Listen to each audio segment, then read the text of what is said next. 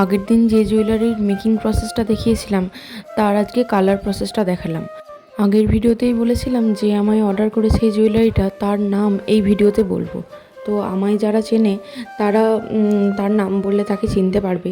আমাকে জুয়েলারিটা অর্ডার করেছিল অন্তরা। ও আমায় যেরকম পাঠিয়েছিল সেরকমই আমি ডিজাইনটা করার চেষ্টা করেছি। তো ওকে ছবি পাঠানোর পর তো খুবই পছন্দ করেছে।